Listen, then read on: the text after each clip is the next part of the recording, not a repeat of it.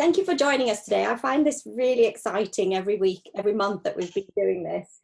And having you all join us, it's such a privilege taking time out to come and spend an hour or so with us and just see what we're talking about and our view on health and well-being.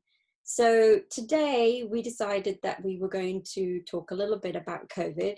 It's there, it's been around, and there are lots of things are happening relating to it. So we thought we would try and sort of summarize what we could, really understanding that COVID is such a complex thing. It's very new, but there are some basic stuff that as a functional medicine team we can do to support our patients.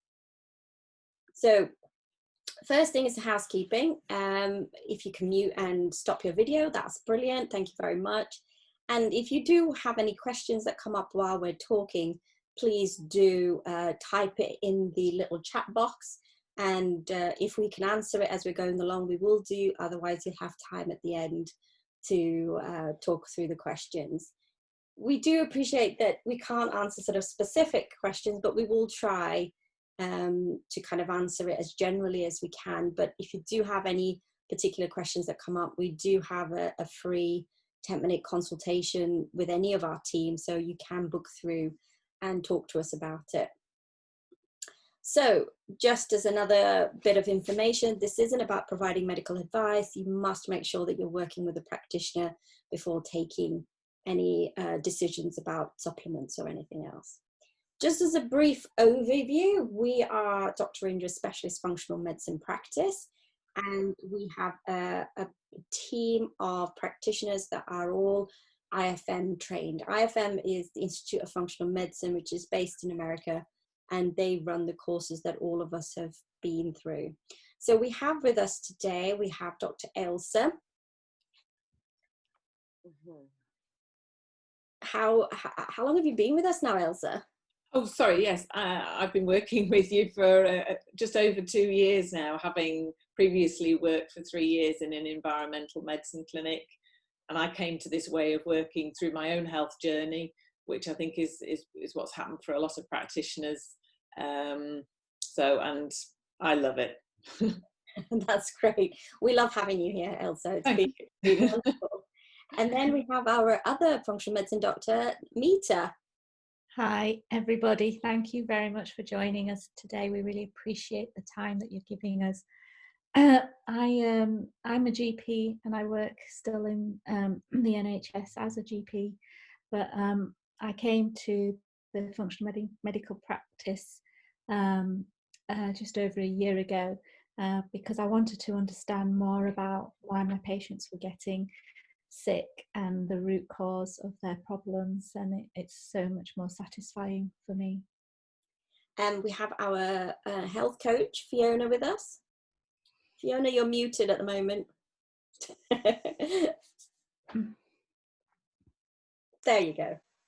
Hi everybody, I'm Fiona Beard, and I did say last month the webinar that I'd been with Indra's practice for 9 months, but in fact looking in last year's diary, I'm celebrating a year this month. So it's amazing how time flies when you're having fun. A little bit about my background. I trained as a nurse. I then worked in the pharmaceutical industry for a very long time, but found functional medicine the answers to my own health problems and trained as a health coach. Then we have one of our admin team with us. We have Sarah. Now, I'm so excited because Sarah is my first ever employee and she's just joined us full time, haven't you, Sarah? I have. Hello, everybody. Lovely to see so many people this evening on the webinar. I'd like to share some exciting news that after 3.5 years, I have joined full time working with our functional medicine team. So I work Monday to Thursday, 25 hours. So if you need any questions answering, please do email me or phone me and I will be happy to help you. Enjoy your evening, everyone. Thank you, Sarah. We also have another health coach, Roz, who has unfortunately not been able to be with us, but she's provided us with, and she's kind of based in Manchester, but we're all online and able to support our patients. And we have our lovely nutritional therapist who again wasn't able to join us today, but has provided us with a little video, which we'll see a little bit later on. So as we go along, the first thing we wanted to do was to just kind of talk a little bit about functional medicine and what a functional medicine approach to health is all about. There's so many definitions out there of what functional medicine is: science-based approach, holistic approach, integrative approach. There's so many different ways, but the way that we all see it at the practice is that health is a combination of these four big areas: the biological imbalances that you can see here, lifestyle imbalances such as movement, sleep, and stress. Then we have our nutritional imbalances, also hydration, and then imbalances or challenges relating to mindset, our thoughts, beliefs, and our ability to manage stress. So we sit in the middle of all of this. And as a conventional medic, we are pretty much dealing with the biological imbalances and figuring out things like medications to try and balance out the imbalances. But that isn't all of it, as you can see here. What happens to this little patient or this little man is that some kind of threat happens. When this threat happens, it causes an imbalance to happen. So what are the threats that we're thinking about? Things such as trauma, and trauma might be psychological or physical trauma. Stress, our perceived stress or actual stress from outside. Chronic infections, poor nutrition leading to nutritional deficiencies, and toxins. Now, these threats happen to a patient and happens to every one of us, but our body is amazing. When you have this balanced body, you then have your threat, it then becomes imbalanced. That then allows your body to express symptoms. Now, for me, I have started calling symptoms as love letters. They're our body's way of telling us that we are out of balance. And we are out of balance, or we are absence of ease, is when we have our disease. Our body's amazing. It has absolutely every ability to bring itself back into balance. But what is stopping you? What is stopping our tide of chronic infections, or not chronic infections, or chronic conditions that we as medics are dealing with on a day-to-day basis? It's because we're not dealing with all of it. So as a team, our doctors deal or look at the biological imbalances and lifestyle imbalances. Our nutritional therapist supports our patients with the nutritional imbalances, and our health coaches look at the lifestyle and the mindset imbalances. So together, we're able to address all the different aspects that could keep your body out of balance and allow you to bring yourself back into balance. Does that sound about right, Ailsa? Absolutely. So that is our core way of working as a team. So today we thought that coronavirus would be something that we would look at, because your immune system and its ability to fight off infections is something that we deal with in functional medicine all the time. Mita has a saying that we're all inflammologists, and I love that saying, because we're dealing with inflammation. And inflammation, the way to think about it is that when you cut yourself, you get like a red and swelling, and then you get a scab, and then it heals over, and then it calms back down again.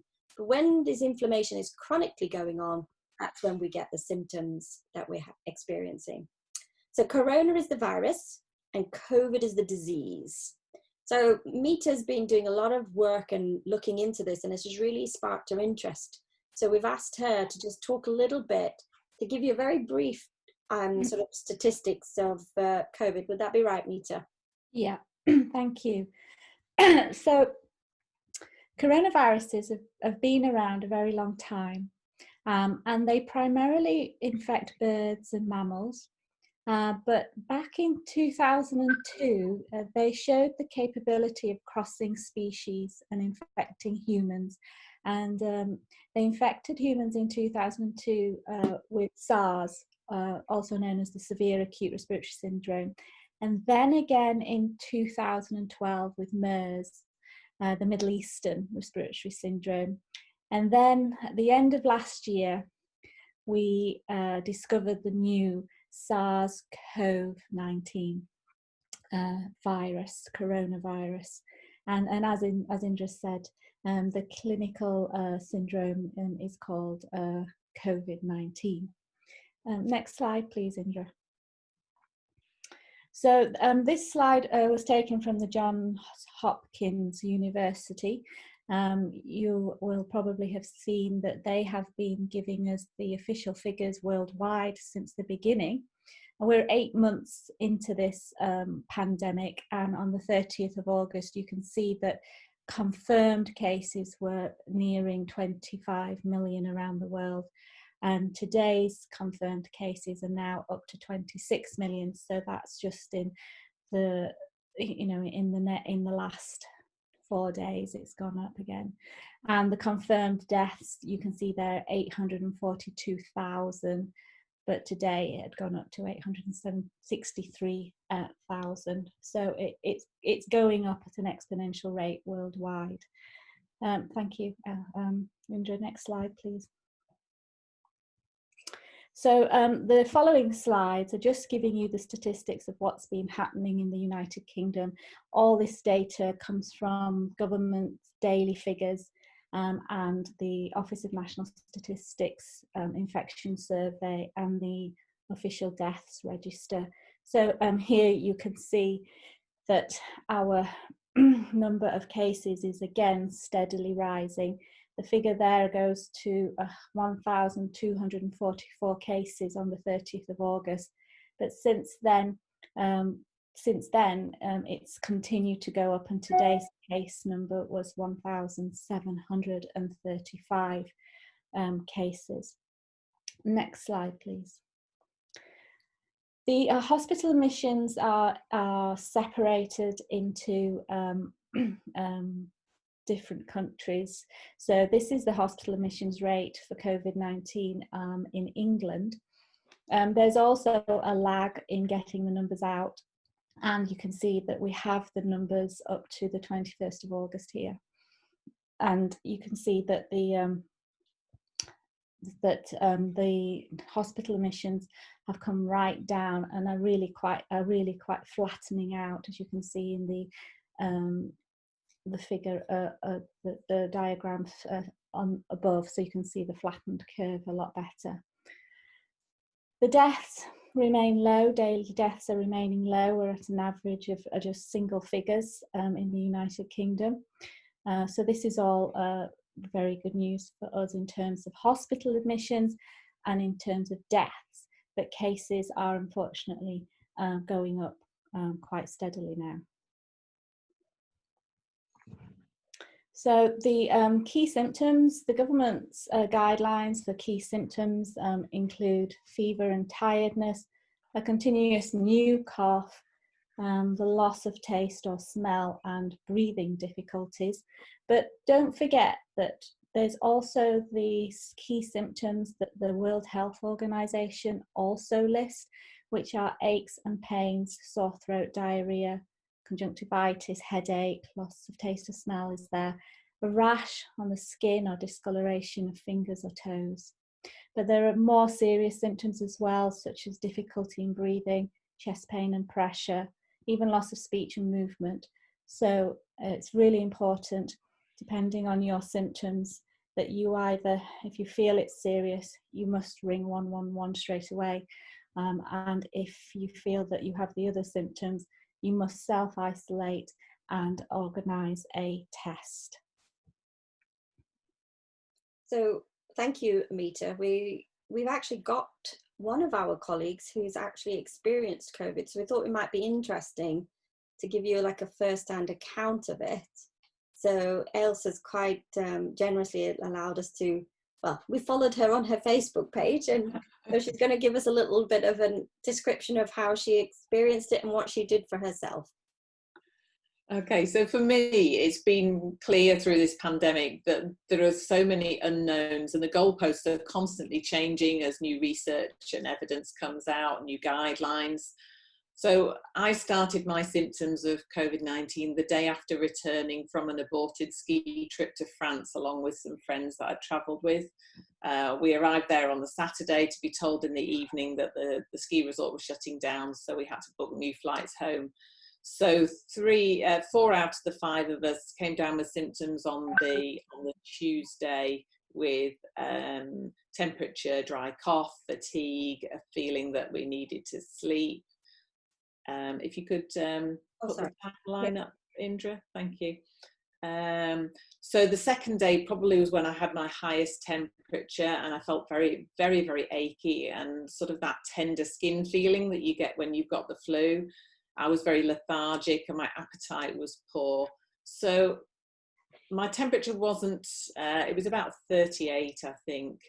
It wasn't too high, it wasn't dangerously high, so I decided not to suppress it with paracetamol, because I know that the purpose of a temperature is it's my immune system trying to kill the virus, because it doesn't perform well at high temperatures. I felt that my reduced appetite and lethargy, I accepted that as messages that I needed to conserve my energy for my immune system to fight the virus. So I just went with it really, and rested as much as I could. I took some basic immune support with some vitamin D, selenium, vitamin C and zinc. And I'd come across a YouTube video from an environmental medicine practitioner called Dr Hill, and she was demonstrating how to use a salt pipe, which is basically a little pot with a spout, and you put some Himalayan salt in, and you just drop in a couple of drops of liquid iodine, and then you inhale it several times a day. And iodine has a function that it kills basically all known germs on contact. And I certainly felt that after I'd inhaled the iodine, that my cough was less. And if I'd not used the salt pipe for a few hours, that the cough started to come back. So for me, I definitely felt that made a difference. So through my journey with COVID, my symptoms, as you'll see from the timeline, they came and went really. Maybe it was to do with how often I was using the salt pipe, or how many grams of vitamin C I was taking a day. But so I definitely felt that sleep was something that helped massively in my recovery. I just went with it, and if I was tired, then I slept. And I did quite a bit of reading and watching Netflix and mindful colouring and things that I wouldn't normally be able to do because I'd be too busy.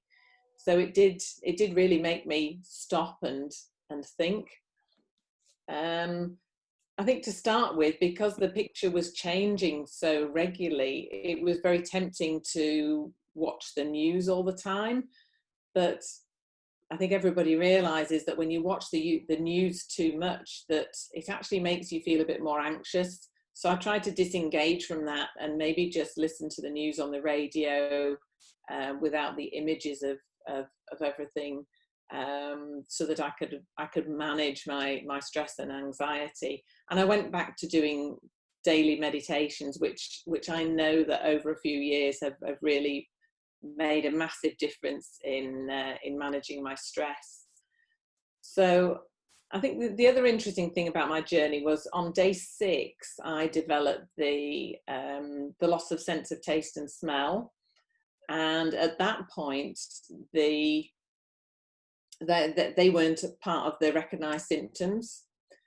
I Googled it, as we all do, and sure enough, there were lots of other people who were describing this. So that was quite interesting. So I tried, as my appetite improved a bit, I tried to support my immune system with healthy foods, with colourful vegetables and things like salmon, and plenty of healthy fats. By around day 12, I would say I was feeling pretty much normal. Had a little bit of a cough and some mild fatigue, but could pretty much function. I was back at work, working remotely from home. I did have some persistent symptoms that lasted a few weeks, some palpitations, and the taste and smell took a little while to come back. I also had some weird urticaria that was quite severe to start with, but it's pretty much gone now. I've had it to a lesser degree for quite a few months really, but it seems to have gone now. Was there the next slide, Indra? Mm-hmm. Yeah. So the other thing I wanted to just touch on was it's been in the media recently that some people have been getting COVID twice. Now, I did have an illness in early February that I now wonder whether this was a different manifestation of COVID, because it started with a sore throat and a dry cough. I didn't really have a temperature, but I did feel tired and a bit short of breath. And at one point I had a localized wheeze in my chest, which I've never ever had before. I'm not asthmatic or anything. And about 5 or 6 days into that was when I started with the urticaria. But then the cough resolved probably about a week before I went away to France. So I guess this just points out that there's so much that we don't know. There was no testing around the time when I was initially ill, and I certainly didn't meet the criteria for having COVID. So I guess we'll never know. Thank you, Ailsa. It's interesting, isn't it? We talked about this when we were sort of preparing for the webinar about, you know, if you had it before and for you coming back, you know, how long do symptoms kind of take to come through? And I think we were saying that it's anything up to 10 days, is that right? For symptoms to actually express itself. Yeah. Within. I mean, they do say that if you've got symptoms, then you need to isolate for 10 days, and any of your contacts need to isolate for up to 14 days. So it could be anything up to 14. But going back to the reinfection, we do know now that there have been 3 reinfections. One's in Hong Kong, and the time difference between the first infection and the second infection, you're looking at least two to 3 months. I think one of them was 4 months. 2 of them ended up having a milder case for the second one, but one of them actually became worse with the second infection and ended up being hospitalized. When they checked the viral genome, they were definitely different viral genomes. Well, that's kind of one of the reasons that we wanted to talk about this, because even if it's just we don't know we know what the virus is doing or how the virus is actually acting, but as functional medicine practitioners, we deal with chronic infections all the time. And one of the things that we do at the practice is really understanding your immune system and what may be predisposing you to expressing chronic infections. We see people who have had recurrent EBV infections or underlying herpes infections, which are not exacerbating or showing itself up, but are causing things like fatigue and that kind of thing. So one of the things we thought we'd talk about is about what can we do to support our immune system that, I don't really want to use the word prevent, but at least make us more immune resilient. And there is some evidence coming through for this, but it isn't really widespread. But what we can do as a practice is that this is the kind of stuff that we do to support our immune system. That's the kind of thing that we thought we would start off with, because one of the things that we know is that there are stuff that makes our immune system out of balance, and that goes back to those symptoms that we were those things that I was talking about in that first slide about the threats that happen to the patients. So Mita, you were going to talk a little bit about, well actually Ailsa, you were going to talk a little bit about what is the public health message? Was it Mita or was it Ailsa? I can't remember. Mita. Yeah, Mita. So okay. first of all, we can do generally speaking, and then we were going to dive in a little bit from a functional perspective. I mean, even before we start talking about decreasing the severity of infection if we get it, and about promoting our immune system, there's plenty that we need to be doing to prevent infection. So, for example, we should be socially distancing, hence our webinar and how we practice now at the practice with video consulting. And we need to be wearing masks when we're engaging with other people. We need to be washing our hands frequently with soap and water, or using sanitizer gel when you're not able to get to soap and water.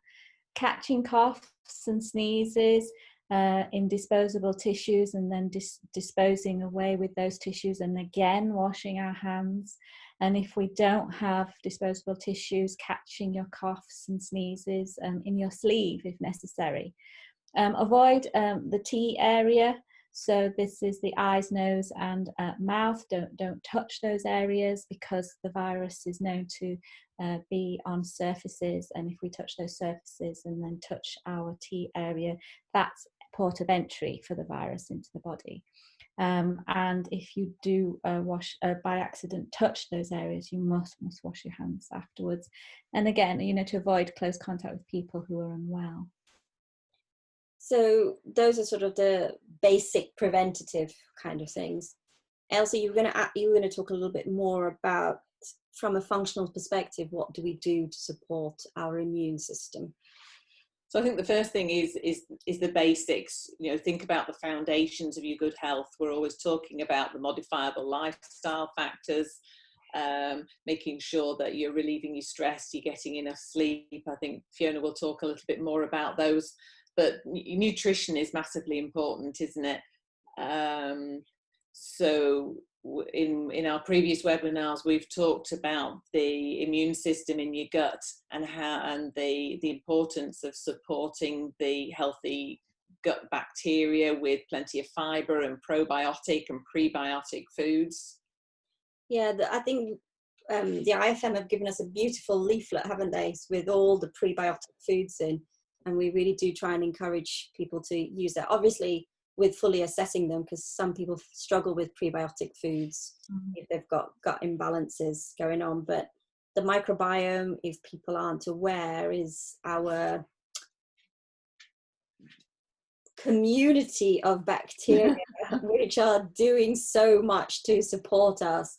And the evidence is just growing with the amount of things that it does. And that is really part of our gut immune system, and that's where having that in a really good place, especially with the food and nutrition, really does support because the gut microbiome actually modulates the immune system. It actually produces molecules that act as a barrier at the gut lining, and it actually those microbiomes, those bacteria and bacteriophages will actually go into the cells of the lining of our gut and produce defense mechanisms, which is really important for COVID-19, because this is a new virus. Our bodies have not been exposed to this before, so our innate immune system with these kind of barriers is more important than ever. With the gut as well, I think, Ailsa, you were mentioning about brightly coloured fruit and vegetables. That is one of the biggest tips that we can give anybody, is to try and increase the amount of coloured vegetables that you're having in each day. Is there about 7 different colours, is that right? Or was it 6 different colours? I think it's red, orange, yellow, green, purple and brown, so 6, isn't it? So we've got a chart that we kind of challenge people to try and see how many different colours you have currently and how much you're working towards. That's one of the things we do at the practice. And I think also, sorry, go on. No, go on. No. Think about how much better your plate of food looks when it's full of colour, when there's purple things and green things and orange things and red things. Doesn't it just make you want to eat it? Yeah, definitely. So we've talked about go for it. Yeah, and the mechanisms by which those beautiful, colourful foods work is to balance the inflammatory pathways, to reduce oxidative stress and increase antioxidant levels. All of these are vital for the immune system to fight viruses. So some of the other things we were going to talk about from basis of immune resilience was your vitamin D levels. Yeah, so there's always some sort of controversy going on about vitamin D somewhere in the media, but there's loads and loads of evidence for vitamin D. There's even over a 10-year period has been a meta-analysis of 25 randomized controlled trials just on vitamin D. And vitamin D it's almost like a hormone. It is an immune modulator. It will go into the cells and produce the proteins that are required to help with our immune system. It is the most important nutrition, I think, nutrients around, definitely. And I think it's did you have something to say, Ailsa, about sun exposure and things relating to that? Yes, so obviously with safe sun exposure, so making sure that you don't get burnt, because that will actually destroy the vitamin D. But in the UK, from around September through till April, you're not going to get any useful ultraviolet to make your own vitamin D unless you go abroad on holiday, which is less likely at the moment. So certainly Public Health England recommend that everybody supplements with vitamin D from September through till April. And certainly if you work indoors all day, or you have a very sensitive skin that burns very easily, you may be better to take vitamin D all year round. And certainly studies have shown that with the people who have fared poorly with acute COVID have ended up in hospital and even ventilated. And certainly people who are in the BAME group have had low levels of vitamin D. And even in the ICU treatment regime, they are giving vitamin D IV as part of their treatment regime. So we've got a question here from T. Where can I find the colourful vegetable chart you mentioned? What we'll do, T, is when we send out a little newsletter with our top tips, we might include that with it so that everybody can get a list of it. So the other thing that we were going to talk about is some other immune supporting supplements. So some of the things that you used, Ailsa, like your vitamin C. Yes, so vitamin C, we know that when you get a virus that your need for vitamin C really increases, and we are one species who is unable to make our own vitamin C, and you would probably have to eat a huge number of oranges to get enough vitamin C to support your immune system. Some practitioners recommend increasing your dose of vitamin C at the first sign of a virus to what's called bowel tolerance. So you keep on increasing the dose until your bowels become loose, and then you reduce a little bit.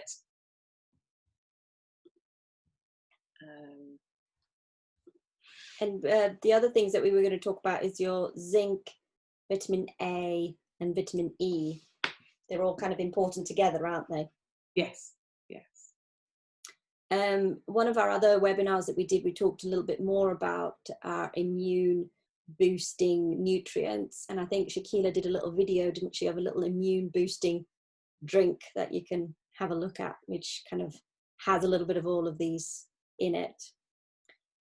So these are some of the things that we think will be very useful in terms of supporting your immune system. So if we kind of summarize, making sure you're getting adequate different colored vegetables, supporting your gut, optimizing your vitamin D levels, considering all these other immune supporting supplements, but also just by having a varied diet, you would be able to get a lot of these foods as well.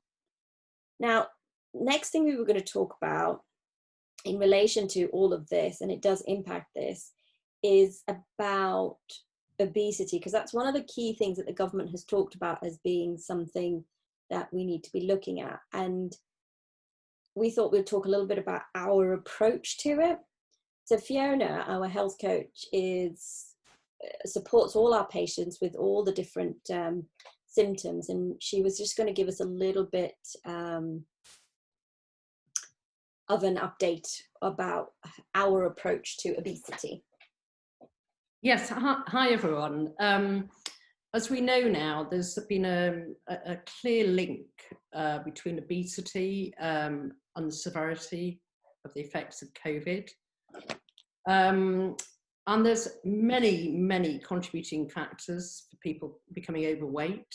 But having excluded the clinical factors such as hormone imbalances, blood sugar dysregulation, things like that, the other elements that contribute to, firstly, inflammation, which may then lead to putting weight on. Things like unregulated stress, sleep issues, low mood, unresolved trauma, low self-esteem, socio-economic factors seem to have a big impact with people with little money and few choices on, limitations on what they can eat. And as your weight increases, you become less inclined to do any kind of exercise.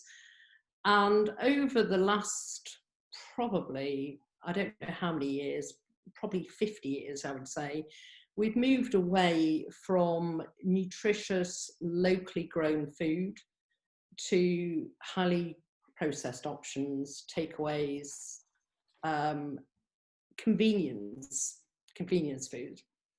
The points that I think are worth considering is it's not, firstly, it's not just a simple case of looking at what an individual is eating, but actually looking behind their food choices.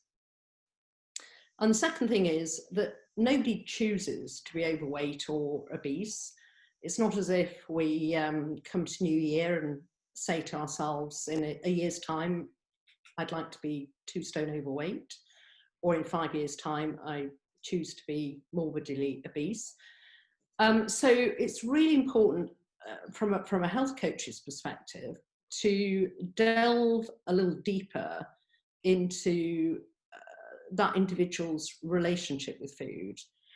And we've all developed habits as a child where sweets and cakes, etc., were seen as a reward.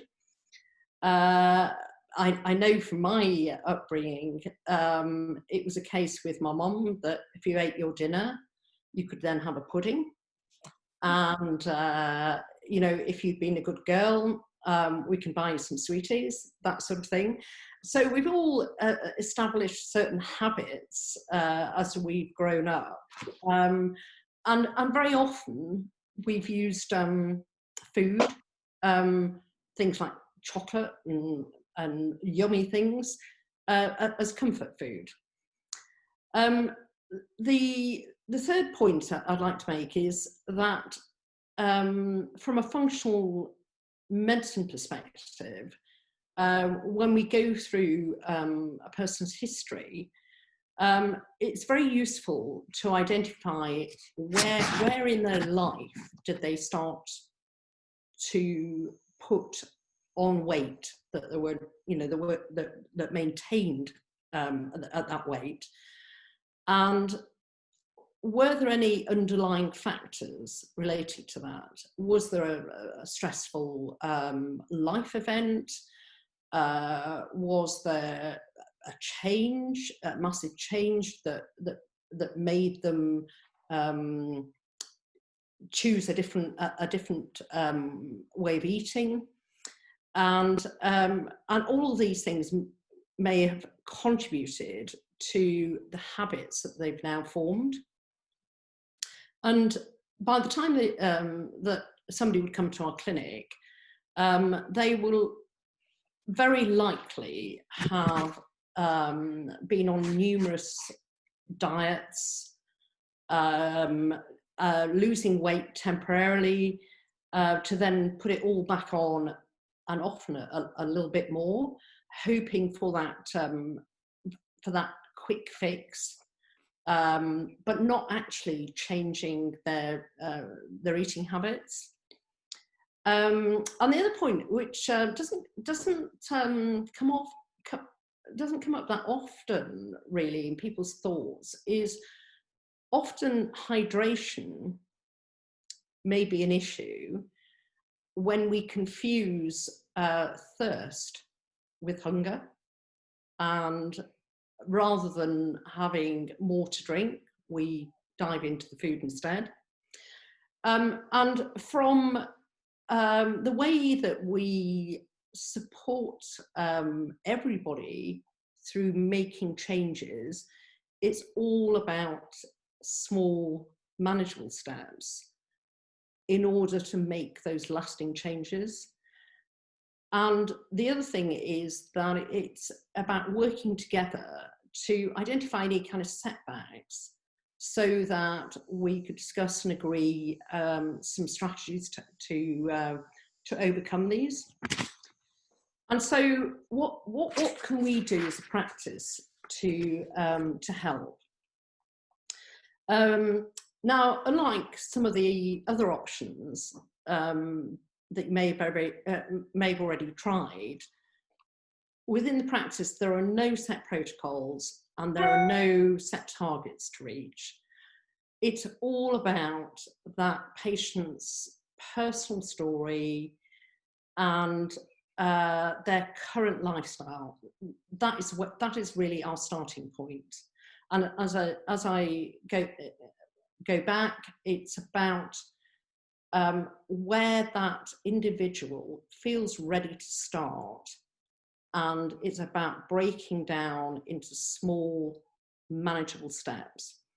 By the time that an individual comes see myself or Ross, the doctors will have already identified any clinical imbalances or any deficiencies that may be responsible for weight gain. And they will have already seen Shakila, the nutritional therapist, to discuss how best to balance a nutritious food plan. And support from myself and Ross means that you're not having to go along this journey alone. And we literally walk every step of the way for you achieving your goals.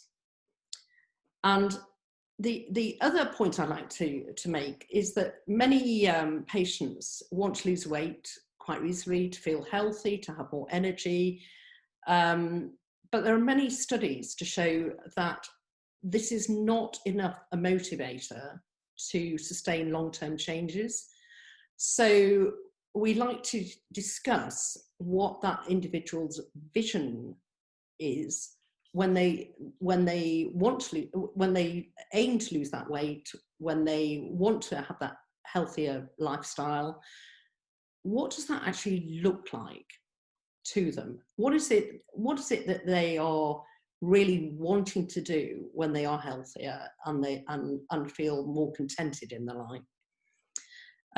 Other things, of course, in that journey to consider are movement and exercise. And everyone's at a different starting point. But the one thing I would say is that we're not trying to get you down to the gym 3 times a week, 4 times a week. It's not about enduring the pain or the boredom of thrashing your body in a gym. It's about finding things that you enjoy that involve movement. So it could even be something like window shopping. It could be dancing around the room to your favourite tunes. It could be taking a walk with a friend. And one of the things that we often ask is, what were those physical activities you used to enjoy as a child? What are the things that you've given up that you used to really, really enjoy? The other element, of course, is the big one of stress.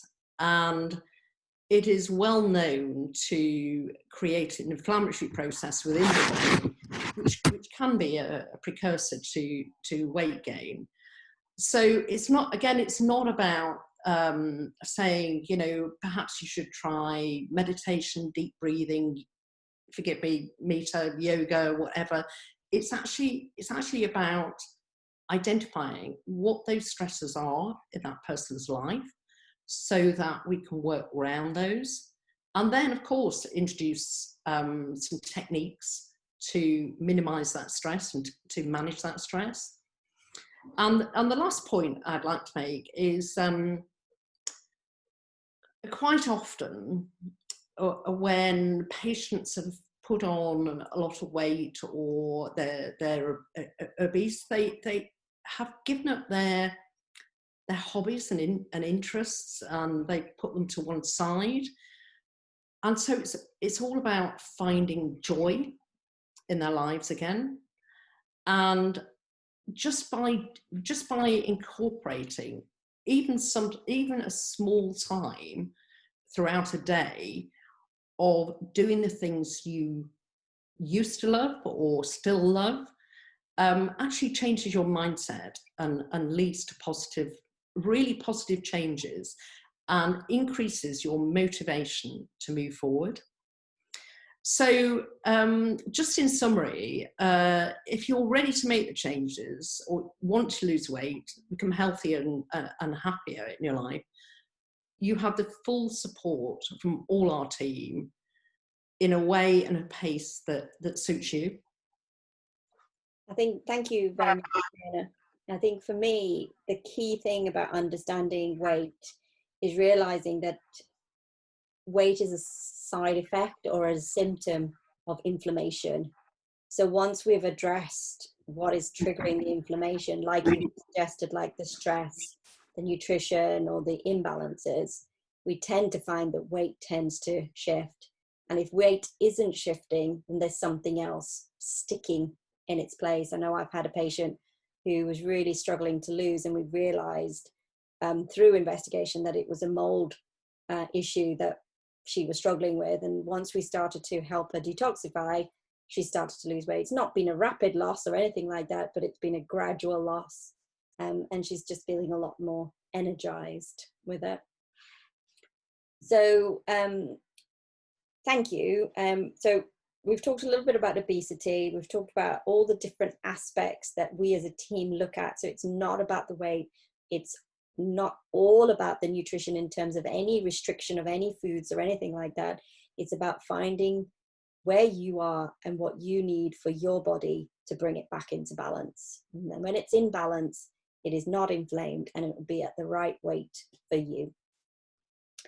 The next bit that we've got is another relating to COVID, is a condition that is coming up, and I think Meeta's found this very exciting, is about a condition, well, not exciting, but interesting in the sense that there is a condition now that's coming through called long COVID. Did you want to tell us a bit more, Meeta? Yeah, thank you. So far, there's been a lot of emphasis and interest on the treatments of acute and life-threatening manifestations of COVID-19. But we're seeing increasing evidence now of a long tail of the COVID-19 related illnesses. As you saw at the beginning of the webinar, we're not seeing deaths now, and we're not seeing hospital admissions. And we need to consider how to support patients with prolonged illness from COVID-19. Many of the individuals with long COVID are not admitted to hospital.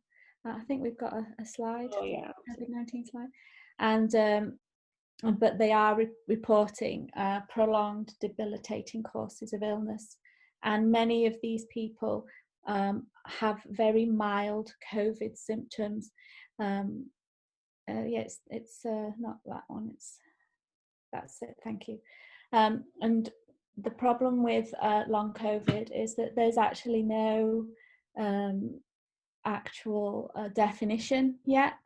These people are either having prolonged symptoms right from the symptoms that they had in the beginning, and it's just prolonged over more than the 2 weeks, or that they're getting better from the acute symptoms and then they're relapsing later on.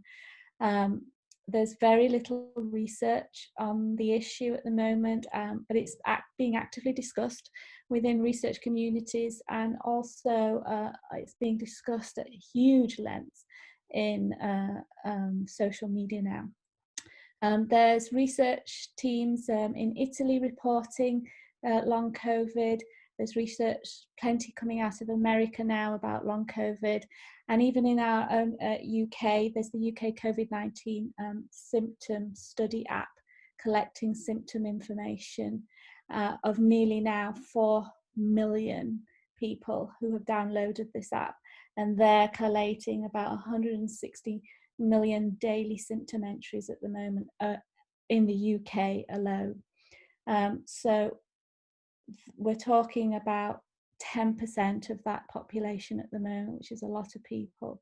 And next slide, please. So we're looking at approximately 60,000 people in the UK with symptoms of long COVID of greater than 3 months duration. So what are the symptoms then? Let's have a look at the symptoms. Next slide, please. So the symptoms, the top symptoms tend to be shortness of breath, tightness of the chest, fatigue. Fatigue's a big one, which we'll go into in more detail later, because we see a lot of fatigued patients anyway. Chills and sweats, body aches, dry cough, elevated temperatures, brain fog, concentration challenges. Still, the loss of smell and taste is an issue for some people, and a loss of appetite. They describe things like lung burn, elevated heart rates, GI symptoms, dizziness, neurological symptoms, and it just goes on and on and on. And these people have not been tested because when they got the initial symptoms, there was no testing available. So people who are being classified with long COVID don't need to have had a positive test to be able to be called having long COVID symptoms.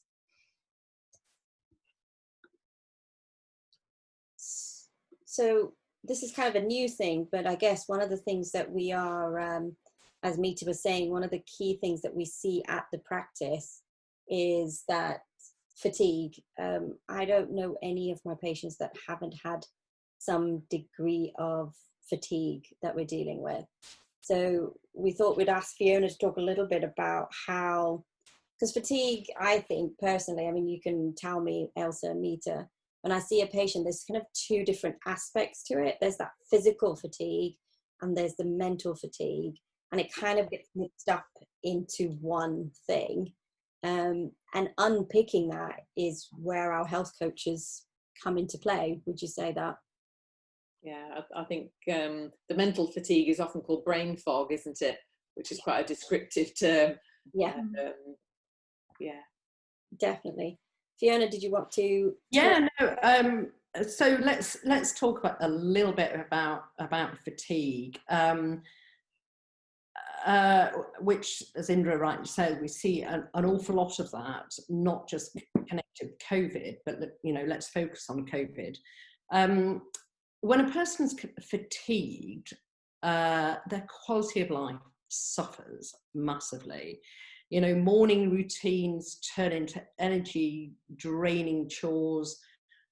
Work often becomes unbearable, and fatigue can lead to even sort of impacting personal relationships. So it can be one of the most frustrating symptoms for both the patient, but also the practitioner that's trying to resolve that fatigue. And I've looked into, I know we're focusing on both the acute phase and long-term COVID impacts, where fatigue is a massive one. But also, I would anticipate in the future, we will be seeing a lot of patients with fatigue just due to the changes and the uncertainty during this epidemic. So the things like the impact of lockdown, that uncertainty, the financial implications, losing jobs, being furloughed with, again, an uncertain future, changes of having to work from home with children at home, trying to educate those children at the same time, nutritional changes, where, there's so much going on. We haven't got time to cook from scratch. We're becoming more reliant on stuff you can shove into the microwave or the oven. Even things like sleep disruption.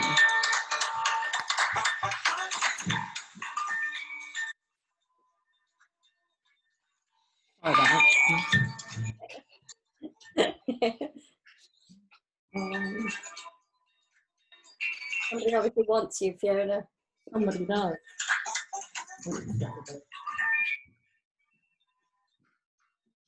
Just to continue where... Sorry about that. Life does go on. Yes, so talking about sleep disruption, your children aren't going to bed at their normal times. They're totally out of routine. They're not seeing their friends. They're not even, up until recently, not able to go out to the park, so they go to bed later.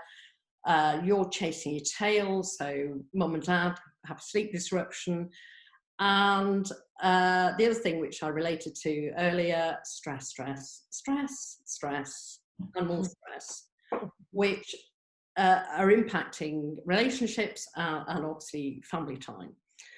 So what can we do from a health coach perspective? And as I mentioned earlier, once when you come to see Ros or myself, you will have already seen one of the doctors to treat any underlying clinical causes. You'll have seen Shaquila to implement any nutritional changes, but actually a health coach is probably the ideal person to support you through that recovery with fatigue. And one of the, as I said earlier, everyone is an individual with an individual story, but I thought it'd be useful just to put just six areas that we would look at from a health coach perspective. And the first one is acceptance. Small word, but is a really difficult thing for anyone to do. And the tendency is to just carry on regardless. Your body is telling you that you're absolutely drained, but you feel that you have to just carry on. And the outcome of that is it will delay your recovery.